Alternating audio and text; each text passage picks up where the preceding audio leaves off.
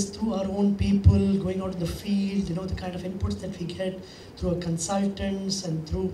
So all the time we use that real-time intelligence for taking business decisions, strategies, etc., and delivering, what is required for the customers.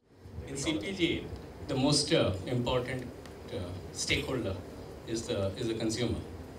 And depending on what we sell, sometimes it's quite impossible to capture it real time. For example, we are big sellers of soap. We can't capture real time on how a consumer is using it and how many grams of soap got used. So we have to capture demand or sense demand at a certain fixed time interval level. And two trends are very important, or rather two elements of time. One is a daily cycle, and that's largely because consumers sleep at night. So there is a daily cycle in terms of consumer behavior. And also, not only the consumers sleep at night, but the shops close at night, most of the shops. So there is a daily cycle of how much has been bought or how much a consumer has consumed. And in India particularly, there is a monthly cycle.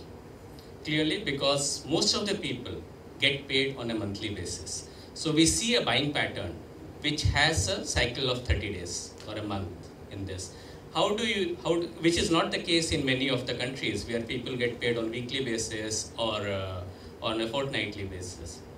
So it's important to know how the consumers are behaving in terms of purchasing, in terms of consuming the product here. And we find the daily cycle and the monthly cycle to be quite relevant to the type of products that we sell to the consumers.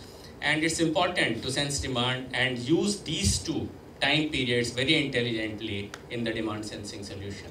So we don't have too much of real time at consumer level. Of course, in shop floor, we have some real time applications. But other than that, at the level of demand aggregation, it's largely the daily demand aggregation and certain monthly cycles.